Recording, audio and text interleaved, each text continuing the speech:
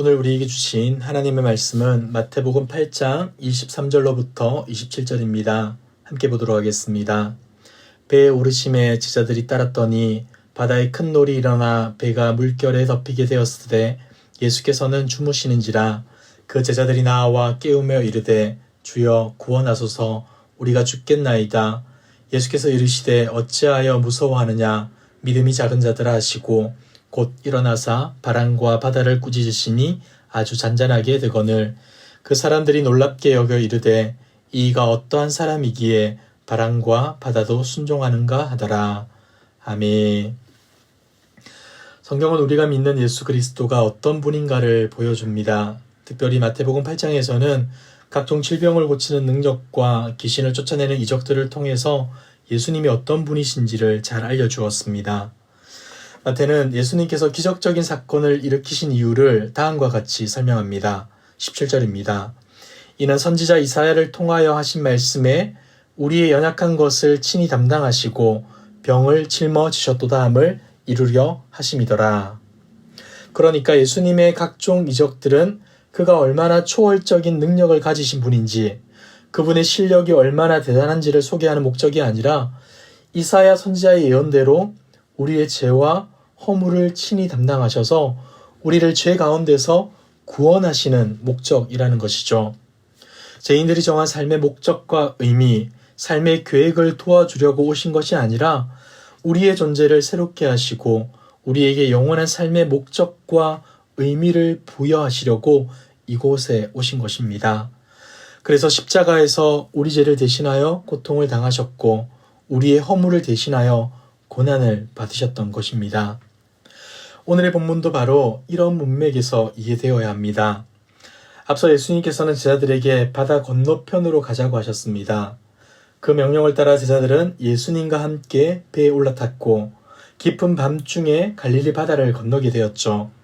그러다가 끔찍한 강풍을 만나서 파선 지경에 이르게 된 것입니다. 그러나 예수님은 광풍 중에서도 태평스럽게 잠을 청하셨고 다급해진 제자들은 주무시고 계신 예수님을 깨우며 살려달라고 난리를 칩니다. 이때 예수님은 일어나서 어떻게 하십니까? 호들갑 떠는 제자들에게 무서워하지 말라고, 믿음이 왜 그렇게 작냐고 꾸짖으십니다. 그리고는 이어서 바람과 바다도 꾸짖으시죠. 이에 몰아치던 강풍은 잠잠하게 되었고 바다는 고요해집니다. 제자들은 한 번도 경험해보지 못했던 현상 앞에서 깜짝 놀라게 되었던 것이죠. 사랑하는 성도 여러분, 예수님은 우리에게 어떤 분이십니까? 그리고 예수님은 내 인생에 어떤 의미입니까? 오늘 본문을 보면서 내가 어렵고 힘들 때 예수님이 오셔서 한 말씀만 해주시면 모든 일이 다 해결되겠구나 라는 생각만을 하고 계십니까? 그러나 마태는 지금 그것을 말하는 게 아닙니다. 아직도 많은 사람들은 예수님을 통해서 인생 대박이 나기를 꿈꾸지만 오늘 이 사건을 통해서 보여주시는 예수님은 그런 분이 아니라는 겁니다. 해결사 예수, 내 인생을 도와줄 예수, 그래서 힘이 있고 능력 있고 권세가 있는 예수를 보여줄 테니 그 예수를 붙들어 보라고 말씀하는 게 아니라는 것이죠. 그렇다면 과연 오늘 제자들이 놀라며 기이 여겼던 그 예수 그리스도는 어떤 분이십니까? 오늘 우리가 말씀을 통하여서 두 가지를 생각해 보길 원합니다. 첫 번째로는 예수님이 함께 탄 배도 풍랑을 만난다는 겁니다. 오늘 제자들이 항해를 시작하게 된 이유는 예수님 때문입니다.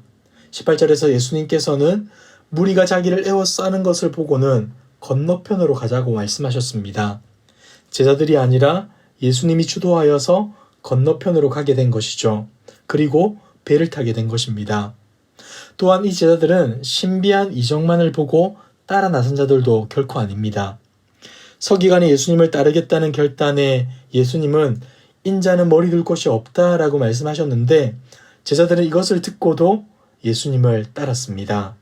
세상이 주는 육체적인 신과 평안, 물질적인 풍요를 기대하지 말라는 예수님의 말씀에도 따라 나선 것이었죠. 그리고 아버지를 장사 지내는 것보다 나를 따르는 것이 더 중요하다. 나를 따라온다는 것은 세상적인 윤리, 도덕, 세상의 기준에서는 인정받기는커녕 몰상식한 놈이라는 소리를 들을 수도 있겠지만 나를 따르는 것이 생명의 길인 줄 알고 다 버리고 나를 따르라 라는 말씀에 결단하며 따라 나선 자들이 바로 배에 타고 있는 제자들인 것입니다. 그러니 지금 예수님을 따라 배에 오른 자들은 그냥 따르는 무리가 아니라 예수님의 엄포와 위협 수준의 말씀을 듣고도 결심하고 따라 나선 자들입니다. 그런데 그들이 풍랑을 만난 것이죠. 사랑하는 성도 여러분, 우리의 신앙도 마찬가지 아니겠습니까? 주님께 순종하면 고난과 역경이 없을 것 같지만 그렇지가 않습니다. 말씀에 순종해도 풍랑을 만나고 좌절을 맛봅니다. 세상 사람들에게 조롱을 받고 그들의 기준에서 손해를 볼 경우도 훨씬 많게 된다는 것이죠. 그렇기 때문에 예수님을 믿으면 만사 형통한다는 말에 현혹당하지 마십시오. 예수님을 믿으면 고난이 없고 고통이 없을 것이라는 착각도 하지 마십시오. 여러분, 우리는 어떤 존재입니까? 세상에서 환난과 고난을 맞이하지만 세상을 넘어선 천국 소망을 가진 자들이 우리 아닙니까? 그렇기 때문에 우리는 어떠한 상황에서도 절망하지 않을 수 있는 겁니다. 주님은 우리를 풍랑이 없는 곳으로 인도하시는 분이 아니라 풍랑 가운데서도 주님을 붙들길 원하고 풍랑 때문에 주님을 더 깊이 만나기를 원하십니다. 풍랑이 있고 없고가 복을 결정하지 않습니다. 주님이 계시고 계시지 않고가 복을 결정하는 것이죠. 지금 가는 길이 주님이 가라고 하신 길이라면, 주님과 함께하는 길이라면 풍랑이 있고 없고는 아무런 문제가 되지 않는 것입니다. 사랑하는 성도 여러분, 겪을 수 있는 수많은 문제 앞에서 좌절하고 절망하는 인생이 아니라 그 문제보다 크신 주님을 바라봄으로 참된 안식과 평안을 누리는 저와 여러분들 되길 주님의 이름으로 축복합니다. 두 번째로 우리가 생각해 볼 것은 예수님은 어떤 풍랑에서도 주무실 수 있는 분이라는 겁니다. 예수님은 풍랑에 좌지우지 되는 분이 아니라 풍랑을 좌지우지 하시는 분이기 때문이겠죠. 24절과 25절을 보시면 광풍 앞에서 어부출신인 제자들은 두려워 떨고 어찌할 바를 알지 못합니다. 파도에 배가 덮이게 된 상황에서 그들이 할 수 있는 일이 없었던 것이죠. 그런데 이러한 상황에서 예수님은 어떻게 하십니까? 주무시고 계십니다. 물론 이러한 상황에서 예수님이 주무신다는 것은 한편으로는 그분의 인성을 보여주는 것이겠죠. 큰 풍랑에서도 잠을 청해야 할 만큼 육체적으로 고단했다는 것을 보여줍니다. 그러나 또 한편으로는 예수님은 바람과 바다도 다스리시는 창조주 하나님이시기에 자연세계에서 일어나는 그 어떤 일도 예수님을 좌지우지할 수 없음을 보여주고 있는 겁니다. 그런데 상식적으로 생각해 볼 때 물에 빠져 죽게 된 상황에서 살아보려고 몸부림치는 제자들의 모습은 이상한 게 아닙니다. 오히려 이런 상황에서 편안하게 잠만 자고 있는 예수님의 모습이 더 이상한 것이죠. 당연히 제자들의 입장에서는 이해가 되지 않았을 겁니다. 그러나 제자들이 이러한 생각은 창조주이자 만물의 주인이신 예수님을 세상의 질서 속에 가두었기 때문에 그렇게 생각할 수밖에 없었던 겁니다. 그렇다면 예수님의 마음은 어땠을까요? 내가 창조주이고 내가 만물의 주인인데 나와 함께 있으면서 왜 그렇게 호들갑이냐? 내가 저 풍랑을 잠재우지 못하겠느냐라고 생각하지 않겠습니까? 우리의 인생에서 종종 풍랑이 있는 것처럼 큰 문제가 생겼음에도 예수님이 아무런 관심을 보이지 않는 듯한 느낌을 받을 때가 있습니다. 이런 상황에서 어떻게 가만히 계실 수 있는가 하며 답답해하기도 하죠. 그러나 여러분, 주님은 몰라서 무관심해서 능력이 없어서 가만히 계시는 분이 아닙니다. 우리의 눈에는 무관심하게 주무시는 것처럼 보여도 주님은 다 알고 계시고 여전히 만물의 주인이십니다. 그러하기에 주님 안에 있는 우리의 인생은 어떤 풍랑도 어떤 파도도 넘어뜨릴 수 없는 것입니다. 인생의 강풍이 몰아치고 폭우가 쏟아져도 조용히 주님을 찬양하고 주님 안에서 평안을 누릴 수 있는 이유가 바로 여기에 있는 것이죠. 시편 46편 2절과 3절을 보시면 이런 말씀이 있습니다. 그러므로 땅이 변하든지 산이 흔들려 바다 가운데에 빠지든지 바닷물이 솟아나고 뛰놀든지 그것이 넘침으로 산이 흔들릴지라도 우리는 두려워하지 아니하리로다. 여러분, 누가 그럴 수 있습니까? 시편 46편 1절에서는 이렇게 말해줍니다. 하나님은 우리의 피난처시요 힘이시니 환난 중에 만날 큰 도움이시라. 아멘. 하나님만을 우리의 피난처, 힘, 환난 중에 만날 큰 도움으로 삼는 자들은 그럴 수 있는 것입니다. 사랑하는 성도 여러분, 여러 가지 환난과 고난 앞에서 두려워 떠는 자들이 아니라 그곳에서도 하나님을 바라보며 하나님을 찬양하고 하나님께 영광 올려드리는 복된 저와 여러분의 인생 되길 주님의 이름으로 축복합니다. 기도하겠습니다.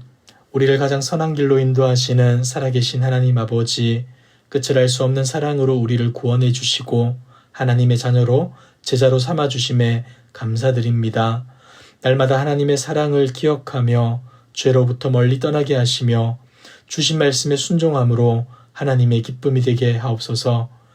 주님을 따라가고 있지만 그 속에서 겪게 되는 여러 가지 고난과 아픔이 있음을 고백합니다. 눈에 보이는 것에 두려워 떠는 인생 아무도 없게 하시고 오직 구원자 되시며 창조주 되시는 주님을 바라보며 담대히 살아가게 하옵소서. 무엇보다도 주님을 통해 참된 만족과 소망을 갖게 하시며 믿음 안에서 주님을 찬양하는 삶 살아가게 하옵소서.